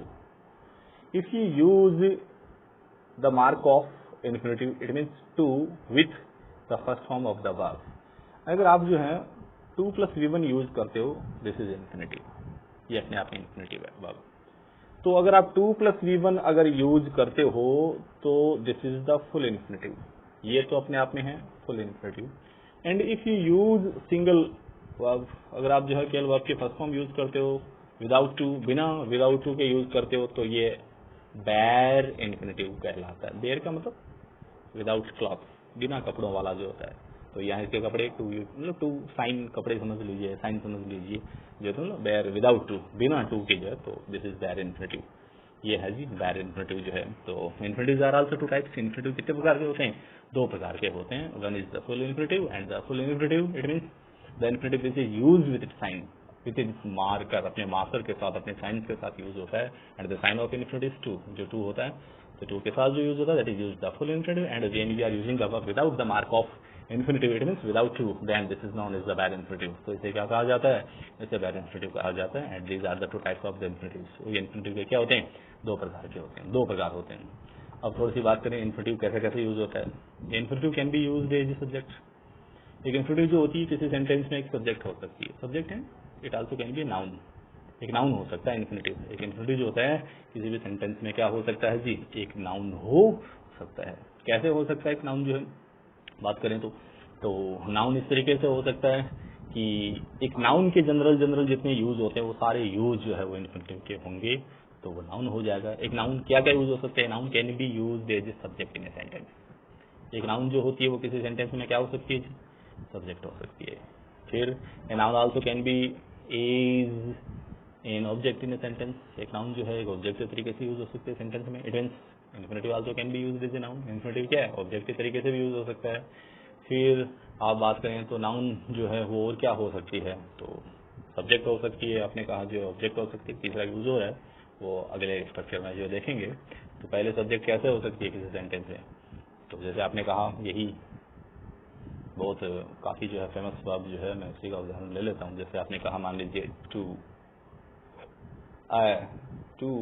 आई इज ह्यूमन, यही एक सेंटेंस है। जैसे ये रहा टू आई इज ह्यूमन, अर्थात ERR एरर जो होता है गलती, उसी से एर वर्ब होता है। टू एर, टू क्या है? इन्फिनिटिव मार्क है। And I is the verb first form, first के फर्स्ट फॉर्म है यहाँ जो है। तो टू एर इज ह्यूमन, गलती करना इंसान की स्वभाव है या इंसान जो है उसका नेचर होता है। तो यहाँ अगर हम बात करें टू एर, it means this is the first form of verb but it is used as a noun since it is using as a subject in this sentence। अब इस सेंटेंस में क्या हो रहा है? to are is human being, आपने कहा er जो है होना ह्यूमन है, इंसान का जो है काम है, तो ये सब्जेक्ट के तरीके से यूज हो रहा है। इट मीन्स इन्फिनिटिव, ये इन्फिनिटिव है। This is also using a subject since this is subject, this is verb, linking verb and human complement. यहाँ कॉम्प्लीमेंट है, ये है। क्यों गलती किससे हो रही है? इंसान से, दोनों सेम है यहाँ जो human and er। It means this is subject, ये सब्जेक्ट है। To err is human. फिर जैसे इसी का आगे का ये पार्ट, ये लिटरेचर का एक बहुत ही बेहतर उदाहरण है। वैसे मतलब ये एंटीथेसिस का उदाहरण है। अगला पार्ट है जैसे टू फॉरगिव इज डिवाइन। जैसे अभी मैंने यहाँ लिखा टू, उसके बाद में I is human, to I is human and to forgive is divine, to forgive is divine. गलती करना इंसान का काम है और फॉरगिव माफ करना divine, divine is God. Divine is the adjective of God, God का एडजेक्टिव है, मतलब टाइटिल जीता देवता, देवताओं का काम या भगवान का काम है माफ करना। तो यहाँ टू सब्जेक्ट है, ये linking verb, this is the complement. To forgive is divine, तो ये यहाँ सब्जेक्ट के तरीके से, सब्जेक्ट या नाउन। गलती करना इंसान का काम है, माफ करना भगवान का। ये एंटीथेसिस का उदाहरण है, बट वो लिटरेचर का पार्ट है। We will not go in the deep of that structure, हम उसमें डीप में नहीं जाएंगे। तो ये टू जो है यहाँ, ये इन्फिनिटिव है। This is using as the subject as a noun, ये नाउन के तरीके से यूज हो रहा है। फिर आपने कहा जो है ऑब्जेक्ट भी तो हो सकता है, बिल्कुल हो सकता है जी। ये ऑब्जेक्ट के तरीके से क्या हो सकता है जी? हो सकता है जो है, जैसे आपने कहा he is to arrive, he has to arrive। ये रहा he, this is subject, object to arrive, object of has, उसे आना ही होगा। तो ये यहाँ जो आपने लिखा जो है आना ही चाहिए, आना होगा, तो दिस इज ऑब्जेक्ट है ये नाउन। ये किस तरीके से यूज हो रहा है? नाउन के तरीके से यूज हो रहा है यहाँ। तो ये भी जो है नाउन के तरीके से यूज हो रहा है। It means this is object है, ऑब्जेक्ट। तो infinitive also can be the subject of a sentence and infinitive also can be the object of a sentence. किसी सेंटेंस जो उसका ऑब्जेक्ट हो सकता है, ये जो है सब्जेक्ट हो सकता है। यहाँ जो हमने नाउ अब जो है हम बात करते हैं आगे जो है आगे जो है। तो सब्जेक्ट आपने कहा पहले जो है ये क्या हो सकता है? नाउन हो सकता है।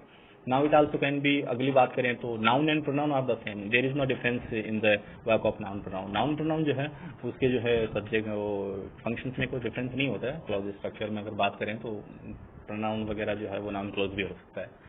अगला पार्ट से अगर एडजेक्टिव की बात करें तो infinitive also can B N adjective. एक इन्फिनेटिव जो होती है वो किसी सेंटेंस में एडजेक्टिव की तरह हो सकता है जो है। कैसे एडजेक्टिव हो सकता है?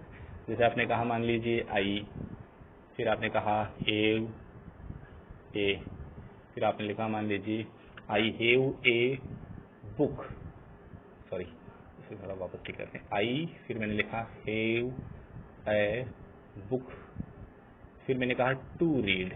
ये सेंटेंस को देख लीजिए, मेरे पास एक किताब है पढ़ने के लिए, तो I is subject, have verb, a book is object, but what is to read?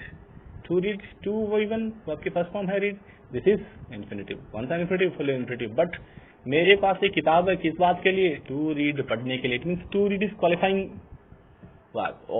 Object book. ये टू रीड जो है ये बुक को क्वालिफाई कर रहा है, क्या कर रहा है? इसकी विशेषता बता रहा है। कौन सी किताब? जो पढ़ने के लिए है। आपने कहा पढ़ने के लिए है वो किताब, it is to read is qualifying book, book की विशेषता बता रहे हैं। बुक इज ए नाउन, और बुक क्या है? Noun, and the phrase is qualify a noun, और जो ना फ्रेज किसी नाउन को क्वालिफाई करता है दैट इज एडजेक्टिव। वो क्या होता है? Adjective. It means infinitive is using as an adjective. यहाँ जो इन्फिनेटिव एक एडजेक्टिव के तौर पर यूज हो रहा है, और एक इन्फिनेटिव जो है वो क्या हो सकता है जी? एडजेक्टिव भी हो सकता है, एडजेक्टिव भी हो सकता है। फिर आपने कहा infinitive also can be complement. तीसरा यूज क्या हो सकता है? एक इन्फिनेटिव है वो एक कॉम्प्लीमेंट हो सकता है जो है। कॉम्प्लीमेंट कैसे? आपने कहा मान लीजिए आई, फिर मैंने कहा एम टू हेल्प यू। ये देख लीजिए, मुझे तुम्हारी मदद करनी है। I am to help you. I, what is I? Subject, am verb, and the third form what is this? ये क्या है? तीसरा form to help you. To help is equal to be one. पूरा स्ट्रक्चर क्या बन रहा है जी? Full infinitive बन रहा है, और ये फुल इन्फिनेटिव यहाँ बन रहा है। It means to help you, मुझे मदद करनी है तुम्हारी। किसको करनी है? आई को, आई को ही तो करनी है। It means to help you doesn't have a separate existence form I. I से उसका कोई अलग अस्तित्व नहीं है, जो आई है वो ही टू हेल्प यू है, अर्थात मुझे तुम्हारी मदद करनी है। किसको करनी है? मुझे करनी है। तो to help you is the same phrase in the meaning to I के साथ। तो सेम है व्हेन द सेम स्ट्रक्चर है द सेम एग्जिस्टेंस। जब सेम स्ट्रक्चर का सेम एग्जिस्टेंस होता है, उसका अलग अस्तित्व नहीं, दैट इज कॉम्प्लीमेंट। तो वो क्या होता है? कॉम्प्लीमेंट होता है। It means to help you is using as an complement here. वो यहाँ किसका काम कर रहा है जी? कॉम्प्लीमेंट का काम कर रहा है जो है। फिर अगला देखें, यहाँ जो नाउन हो गया ये सब ऑब्जेक्ट हो सकता है। फिर जो है तीसरा मैंने कहा कॉम्प्लीमेंट हो सकता है। चौथी बात करें तो also can be use as an adjective. ये एक एडजेक्टिव भी हो सकता है। ये शायद मैं अभी बता चुका हूँ, रिपीट हो गया होगा वापस जो। तो चलो इसे यहीं छोड़ते हैं। तो ये हमने यहाँ देखा जो है इन्फिनेटिव की बात की हमने यहाँ। सबसे पहले हमने जो है इन्फिनेटिव देखा, ये already talked about the are 3 types of non finite verbs. हम बात कर चुके हैं कि नॉन फाइनाइट वर्ब्स कितने प्रकार की होती है? 3 प्रकार की होती है। इन्फिनेटिव फर्स्ट हमने जो है यहाँ इन्फिनेटिव देखा, तो इन्फिनेटिव की हमने अभी तो यूज देखेंगे। Infinitive can be use as a noun, एक नाउन हो सकता है। In the noun it can be use as subject, object, object हो सकता है, सब्जेक्ट हो सकता है। फिर हमने देखा ये एडजेक्टिव हो सकता है, ये कॉम्प्लीमेंट हो सकता है। अभी जो है इस प्रकार से निकालो जो लिखा वो निकालो क्या, या साफ कर दिया मैंने, जो टाइप किया वो पढ़ोगे या नहीं? तो ये हमने अभी देखा यहाँ जो है। अब now we are leading the further description in non finite structure. अभी नॉन फाइनाइट में जो हम अगले स्ट्रक्चर में जो है चलते हैं। तो ये तो हमने देखा जो इन्फिनेटिव जो है वो कि इन्फिनेटिव कैसे कैसे हो सकता है। अब अगला डिस्क्रिप्शन देखते हैं जो है पार्टिसिपल्स जो होती है वो कैसे हो सकती है, जेरेंड कैसी होती है, इसके यूसेज जो है वो हम फिर आगे देखेंगे। अभी हम केवल थ्योरेटिकल स्ट्रक्चर की बात कर रहे हैं जनरली जो है। वैसे इसके यूसेज जो है वो बड़े कॉम्पिटिशन एग्जाम, सीजीएल का एग्जाम है, रैंक की इत्यादि में आते हैं। जनरल तक तो आज तक आरपीसी भी बहुत छोटे लेवल तक पूछती है, सेकंड ग्रेड फर्स्ट ग्रेड के एग्जाम में तो पूछती नहीं, सेकंड ग्रेड में थोड़ा ग्रामर पूछती है उसमें जो है। बट सीजीएल के लेवल में जो है काफ़ी ज़्यादा स्टैंडर्ड में जो है, रैंक पीओ में जो है स्टैंडर्ड लेवल में जो नॉन फाइनाइट्स पूछे जाते हैं। तो now we are going in the little deep manner of the topic के थोड़े से जो है गहन टर्म्स में जो है चलते हैं। तो आगे अगर हम बात करें फिर आगे जो है, तो पहले हमने देखा इन्फिनेटिव। इन्फिनेटिव हमने देखे 2 प्रकार के हैं, फुल इन्फिनेटिव है, डायरेक्ट इन्फिनेटिव। डायरेक्ट इन्फिनेटिव तो मैंने आपको कहा केवल वर्ब के फर्स्ट फॉर्म बिना मार के यूज हो रहा है।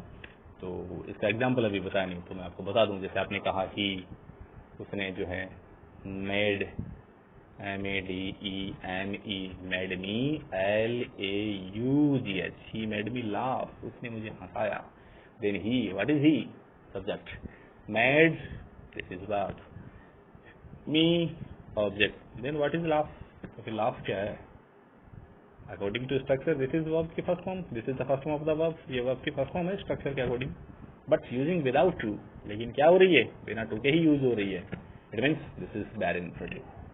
ये क्या है, बैर इन्फिनिटिव। बैर इन्फिनिटिव कितने प्रकार के होते हैं, सॉरी इन्फिनिटिव कितने प्रकार के, दो प्रकार के, full infinitive and second is used as a bare infinitive. तो ये क्या है, यही है। जैसे मैं आपको दूसरा एग्जांपल दूं, ही ने SAW so me, he so me attend it, इसने मुझे इसे अटेंड करते हुए देखा। अब आप में से कुछ कह सकते हैं सर अटेंडिंग होगा, अटेंड नहीं होगा, but is also can be in the both types, दोनों हो सकते हैं, अटेंड और attending. Then action is one time then attend, but action is as repeated you will use attending. तो अटेंड जो है यहाँ वो क्या है, आपके फर्स्ट में विदाउट टू, ना टू के हैं, दिस इज बैर इन्फिनिटिव। ये अपने आप में किसका काम कर रहा है, यहाँ बैर इन्फिनिटिव का काम कर रहा है। जैसे आपने कहा he observed, he observed the class, ये पॉजिटिव वर्ब के साथ ही होता है ऐसा, जो है कहाँ इन्फिनिटिव, कहाँ जो है ही ऑब्जर्व्ड द क्लास, ये कहा आपने मान लीजिए रीडिंग, तो रीडिंग तो यहाँ जो है अभी प्रेजेंट पार्टिसिपल हो गए, but here is also possible read, one time action, अगर उसे एक बार पढ़ते हुए देखा है इट मींस रीड, तो नॉन फाइनाइट है, फुल इन्फिनिटिव का प्रयोग नहीं होकर यहाँ बैर इन्फिनिटिव है, क्योंकि यहाँ ऑब्जर्व क्या है, पॉजिटिव है, observe like maxi here feel observe है, ये सब क्रियाएं जो होती है जब पॉजिटिव के तरीके से यूज होती है, तो फिर मैं भी आपको बता दूंगा यहाँ आगे कैसे होगी। तो this is the bare infinitive, ये यहाँ किसका उदाहरण है, बैर इन्फिनिटिव का उदाहरण है। Now we talk about the third type of the non finite verbs. अब जो हमें नॉन फाइनाइट के तीसरे प्रकार की बात करते हैं यहाँ से। First we object of the infinitive, पहला हमने इन्फिनिटिव देखा, इन्फिनिटिव आर टू टाइप्स, दो प्रकार के होते हैं, फुल इन्फिनिटिव एंड बैर infinitive, sorry not of the type, second type, अब हम जो सेकंड टाइप की बात करते हैं।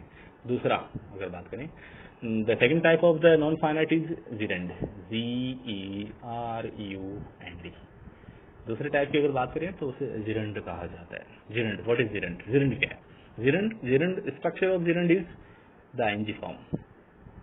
जिरेंड जो है उसका स्ट्रक्चर आईएनजी फॉर्म होती है, आईएनजी फॉर्म हो, इसका स्ट्रक्चर जो होती है जिरेंड जो है वो आईएनजी फॉर्म होती है।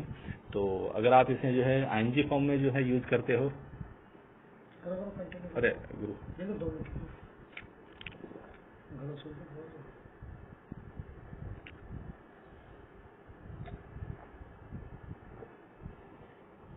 इसे जब हम आईएनजी फॉर्म में अगर यूज करें तो ये जिरेंड जो है वो जब एज ए नाउन होती है, पहली शर्त है नाउन होना, gerund is always noun, we will have to इससे इन माइंड, हमारे दिमाग में ऐसा फिक्स रखना है कि only a noun is gerund and only gerund is a noun. एक जिरेंड जो होती है वो नाउन ही होती है। इन्फिनिटिव को हमने देखा वो अलग अलग तरीके से थी, वो एक नाउन भी था, तो वो अपने आप में जो है एक एडजेक्टिव भी था, दूसरे स्ट्रक्चर भी उसके थे, but gerund only can be used as a noun. एक जिरेंड जो होती है वो नाउन ही हो सकती है। Now it is also the difference that the present participle and gerund are in the same structure. यद्यपि प्रेजेंट पार्टिसिपल और जिरेंड जो उनका स्ट्रक्चर सेम होता है, but they have different function, पर उनके फंक्शन जो होते हैं वो डिफरेंट होते हैं, सेम नहीं होते हैं जो है।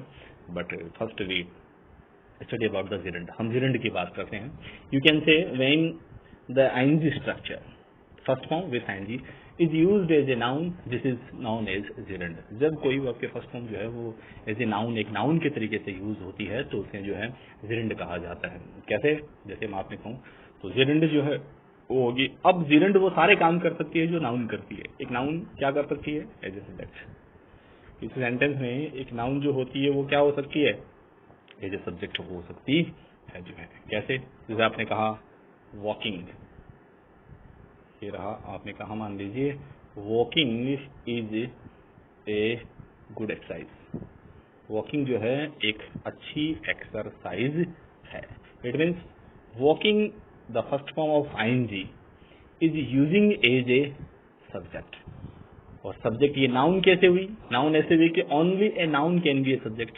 केवल एक नाउन ही तो सब्जेक्ट हो सकता है, एडजेक्टिव कभी सब्जेक्ट थोड़ी हो सकता है। जनरल स्थिति में जो है वर्ब कभी सब्जेक्ट थोड़ी हो सकता है, क्योंकि हमने पहले क्या देखा कि non finite which is no limit, जिसकी कोई लिमिट नहीं है, and in limit sense, limit finite verb में बात करें तो verb is only verb that can not be used as a subject, वो सब्जेक्ट नहीं हो सकती। But here it is non finite because it is out of the rule of general English, general grammar, sorry सामान्य grammar के नियमों से बाहर है, इसीलिए तो नॉन फाइनाइट है। Non which is not finite limit, जिसकी कोई लिमिट ही नहीं है, which is not occurring according to the general limit of grammar, जो ग्रामर की सामान्य लिमिट से बाहर हो चुकी है, अब वो अपवाद में है या अपनी मर्यादाएं तोड़ चुकी है, डेकरम तोड़ चुकी है, वो सब नॉन फाइनाइट है। इसलिए क्योंकि आईएनजी जो है वर्किंग होना तो चाहिए according to sense must be as a verb, but it is using here as a noun, ये नाउन के तरीके से यूज हो रही है सिंस इट्स ए जिरंड, इसलिए क्या है जिरंड। तो पहला हमने देखा जिरंड कैन बी सब्जेक्ट, एक सब्जेक्ट हो सकती है, जैसे आपने कहा मान लीजिए रीडिंग, आपने कहा मान लीजिए reading is a good habit, पढ़ने एक अच्छी आदत है, तो ये reading is a good habit. कई बार हम देखते हैं होता भी है, जैसे आपने ये वार्निंग लिखी हुई रहती है, स्टेचुरी वार्निंग देखा होगा, च्यूइंग सुपारी ये लिखा रहता है, या बीटल नट, जो सुपारी को भी इंग्लिश में बीटल नट कहते हैं, बट जनरली सुपारी के ऊपर सुपारी लिखा रहता है, वे लोग जो यूँ लिखते हैं। तो आपने कहा मान लीजिए च्यूइंग, CWOING च्यू, च्यूइंग, फिर आपने कहा बीटल नट, क्या सुपारी जो है chewing betel nut is unjust to health, सुपारी जो है उसको चाबना शरीर के लिए क्या है हानिकारक है। तो this is using a subject, ING form यहाँ किस तरीके से यूज हो रही है, सब्जेक्ट है, it means this is gerund noun, तो ये जिरंड है और क्या है जी ये नाउन है। तो पहला तो आपने कहा gerund as a noun can be used as subject and after that it also can be used as an object. दूसरा स्ट्रक्चर जो है वो कहता है जिरंड जो होती है वो एक ऑब्जेक्ट भी हो सकती है। कैसे? आई में LIKE लाइक, फिर आपने कहा मान लीजिए स्विमिंग, आई लाइक स्विमिंग, ये देख लीजिए उदाहरण। I what is I subject, like verb, but what swimming, swimming क्या है ऑब्जेक्ट, क्या है object, and only a noun can be object, एक नाउन ही ऑब्जेक्ट होती है। This is the form of verb but it is using as an object and as a noun. अब ये ऑब्जेक्ट है और जो है नाउन के तरीके से यूज हो रही है, इसलिए ये जिरंड है। यहाँ क्या है जी जिरंड है। जैसे आपने कहा ही वह जो प्रेफर्स, वह प्राथमिकता देता है किसको, आपने कहा सिंगिंग, वह सिंगिंग को प्राथमिकता देता है, सॉरी SING सिंगिंग को प्राथमिकता, आपसे सिंगिंग अच्छी लगती है, तो ही क्या है subject, prefer verb singing, what is subject, this is object as a noun, this is the form of gerund. ये अपने आप में क्या है जी जिरंड है। तो जिरंड जो है वो सब्जेक्ट हो सकती है, gerund also can be the object of A sentence, एक सेंटेंस जो है उसका क्या हो सकती है जी ये ऑब्जेक्ट हो सकती है। Now before going to in the deep of gerund we like to go toward the third function, third type of non finite. अब जिरंड से जो है डीप में जाने से हम प्राथमिकता देना चाहेंगे कि हम जो है अगले टाइप्स में चलते हैं जो है नॉन फाइनाइट में। तो तीसरे अगर नॉन फाइनाइट स्ट्रक्चर की अगर हम बात करें, फर्स्टली हमने देखा infinitive, second we have seen the gerund and third we are like to go towards participle. अब बात करते हैं पार्टिसिपल की तरफ, PARTICIPLE पार्टिसिपल। तीन प्रकार के नॉन फाइनाइट होते हैं पार्टिसिपल। व्हाट्स पार्टिसिपल, पार्टिसिपल क्या होता है जो है अब इसे देखते हैं जो है। तो पार्टिसिपल को अगर आप देखें, जैसे नेचुरली की ग्रामर जो उसमें लिखा है कि इसकी छोटी सी जो है परिभाषा, तो partly a verb, partly verb and partly an adjective, और पार्टली एन एडजेक्टिव, जो पार्टली वर्ब है और पार्टली एडजेक्टिव है। पार्टली आधा, आधा वर्ब है आधा एडजेक्टिव है, दोनों का काम करता है, वर्ब का काम भी करता है और एडजेक्टिव का काम करता है। दैट इज वही अपने आप में क्या है जी पार्टिसिपल, क्या है पार्टिसिपल है। कैसे आधा काम कैसे करे, मतलब दोनों का काम, वर्ब का काम भी कर सके, एडजेक्टिव का काम भी कर सके, तो वही चीज जो है पार्टिसिपल है। पार्टिसिपल को नेस्फील्ड के गाइड में यही लिखा हुआ है, जैसे नेस्फील्ड ने कहा कि पार्टली वर्ब पार्टली एडजेक्टिव, आधा जो वर्ब भी है आधा जो एडजेक्टिव। अब आपको सर दोनों कैसे हो सकते हैं, एडजेक्टिव भी कैसे हो सकता है, वर्ब कैसे, दो काम क्यों नहीं हो सकता। मैं कहूँ जैसे मैंने कहा मान लीजिए अभी देखा मैंने कि आई, फिर आपने कहा मान लीजिए एम, फिर आपने कहा मान लीजिए वॉकिंग, आई एम वॉकिंग, मैं चल रहा हूँ, it means what is walking here, verb, क्या है यहाँ वर्ब है, आईएनजी फॉर्म है। फिर मैंने कहा मान लीजिए माई, मेरे, फिर आपने कहा मान लीजिए ग्रैंडफादर, मेरे दादाजी जो हैं, मेरे दादाजी, माई ग्रैंडफादर यूजेज, काम में लेते हैं। फिर मैंने कहा my grandfather uses walking stick, ये देख लीजिए my grandfather uses walking stick, मेरे दादाजी वॉकिंग स्टिक यूज करते हैं। स्टिक यानी छड़ी, वॉकिंग चलने वाली वो छड़ी जिसके सहारे सारे चलते हैं। सुबह सुबह आपने देखा होगा वृद्ध लोग या छाड़ी, वो जो है छड़ी से चलते हैं, क्योंकि छड़ी जो है वो चटिया जिसे कहा जाता है, सहारा लेकर के उसे चलते हैं। तो वॉकिंग क्या है, आईएनजी फॉर्म है, but what is using here, this is qualifying stick. ये स्टिक को क्या कर रहे हैं, विशेषता बता रहे हैं। Stick is a noun, stick क्या है, नाउन है, थिंग है, तो name of thing is a noun, वो नाउन है। But here walking is qualifying stick, ये वॉकिंग को स्टिक को क्या कर रहे हैं, क्वालिफाइंग कर रहे हैं। क्यों है, आईएनजी। देखिए वर्ब, द फॉर्म, मैंने कहा partly verb, partly adjective, partly verb आदि। देखो in the form is as a verb, दिखने में क्रिया है, बिल्कुल आईएनजी नजर आ रही है, but using as an adjective, काम किसका कर रही है, एडजेक्टिव। तो पार्टली एन एडजेक्टिव, आधा क्या है, एडजेक्टिव भी है। दिस इज, यही अपने आप में क्या है जी, पार्टिसिपल। पार्टिसिपल वही होता है जो मतलब दोनों काम करता है, मतलब एडजेक्टिव का काम रूप में तो जो क्रिया होता है, बट काम जो है एडजेक्टिव का करता है, दैट इज पार्टिसिपल। वो क्या है, participle. Now we talk about the types of participle, और पार्टिसिपल के टाइप्स की बात करते हैं। The participles are of 2 types, 2 प्रकार के होते हैं। वैसे तो ये 3 कुछ किताबों में 3 दे रखे हैं, but third participle, perfect participle जो है कुछ को आ सकता है सर क्या करे, हमने 3 पढ़े हैं जो किताबों में।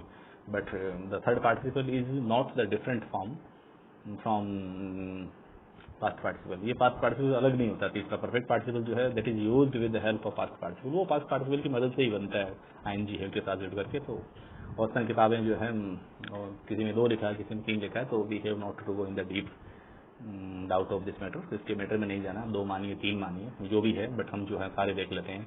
तो पहला हम देखें, वो देखा कि हमने जो है प्रेजेंट पार्टिसिपल जो था, वर्ब के फर्स्ट में NG as an subject as an adjective, एक एडजेक्टिव के तरीके से यूज हो रहा है, that is present participle. Now we are talking about the second type of participle, that is past participle. दूसरे पार्टिसिपल की बात करें तो वो है जी पास्ट पार्टिसिपल। पास्ट पार्टिसिपल वो होता है जो वर्ब की सेकंड फॉर्म होती है। वर्ब की सेकंड फॉर्म जो है वो जो है पास्ट पार्टिसिपल है। When the second form is used as an adjective, अगर वो एक एडजेक्टिव के तरीके से अगर मान लीजिए यूज्ड होती है, दैट इज पास्ट पार्टिसिपल। तो वो क्या कहलाती है, पास्ट पार्टिसिपल कहलाती है। जैसे वो आपने कहा रोल्ड स्टोन, ये देख लीजिए रोल्ड स्टोन। रोल्ड स्टोन क्या है, नाउन। रोल्ड, रोल लुढ़कना, लुढ़का हुआ पत्थर, वो पत्थर जो लुढ़क गया, आपने कहा तो रोल्ड स्टोन। स्टोन क्या है, noun. Rolled second form of the verb, second form भी हो सकती है, थर्ड फॉर्म भी हो सकती है, मोस्टली जो है फर्क नहीं पड़ता सेकंड फॉर्म थर्ड, क्योंकि रोल्ड सेकंड फॉर्म में भी होती है, थर्ड फॉर्म भी होती है।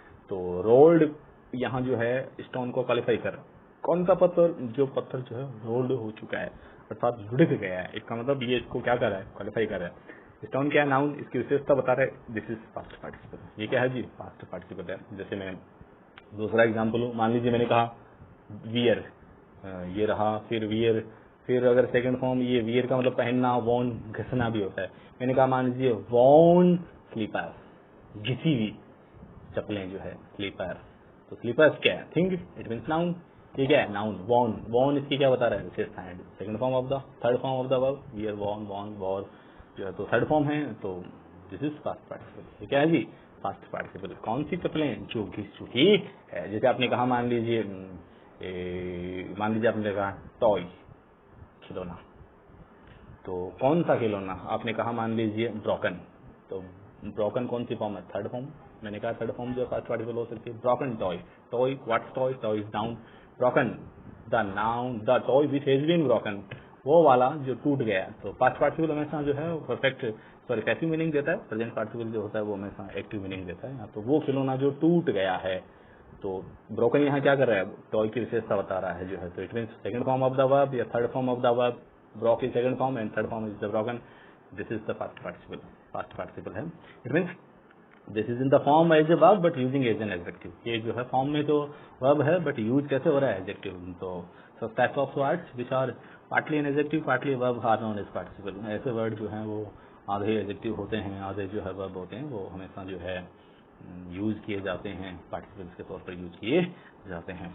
Now we talk about the third type of participle. अब तीसरे टाइप की बात कर लें एक बार, तो in most of the books this is not the particular independent participle. वैसे तो ये कोई पर्टिकुलर जो है इंडिपेंडेंट पार्टिसिपल नहीं है, this is used, sorry this is created and formed with the help of past participle. इसको वैसे तो पास्ट पार्टिसिपल की मदद से ही बनाया जाता है, ये परफेक्ट पार्टिसिपल कहलाता है। तो पास्ट पार्टिसिपल हमने देखा है सामान्यतः वर्ब की कौन सी फॉर्म होती है, थर्ड फॉर्म या सेकंड फॉर्म होती है। अगर आप उस थर्ड फॉर्म के साथ में अगर हैविंग यूज करते हो, what use, if you use having with the third form of the verb, अगर आप जो है वर्ब के साथ में अगर हैविंग यूज कर देते हो, this is known as the perfect participle. इसको क्या कहते हैं, परफेक्ट पार्टिसिपल कहते हैं। कैसे, जैसे मैंने कहा, मान लीजिए having, HEVEING, having taken food, having taken food I left for office. ये देख लीजिए, ये रहा having taken food I left for office, मतलब फूड खाना लेते ही जो है, या हैविंग टेकिंग लंच, कुछ भी कह दीजिए, टेकिंग ब्रेकफास्ट जो है, तो खाना लेते ही या भोजन लेते ही या ब्रेकफास्ट या लंच लेते ही मैं जो है स्कूल के लिए रवाना हो गया। Then what is having? Having is having and taken, third form of the above. Having plus taken, this is perfect participle. ये कौन सा पार्टिसिपल है? परफेक्ट पार्टिसिपल है। तो there are the three forms of the participle in English. English में जो है वो 3 प्रकार होते हैं, प्रेजेंट भी होता है, past, but third participle is used created with the help of second participle, past participle, mostly the second form and third form the above. Second form या थर्ड फॉर्म जो उनकी मदद से इसे बनाया जाता जो है। These were the guys general types of the जो है फॉर्म्स ऑफ द। टाइम देखो तो अभी 1 घंटे में कर दो आगे, 10 ऑफ कर दो। थोड़ा लास्ट सामान दे दिया। जो I think, friends, I think we have enjoyed the class of verbs at Rasmar classes in the definers, and I think it will be a useful class for you. If you like the video, please share and subscribe it. Okay, thank you. Best of luck, friends.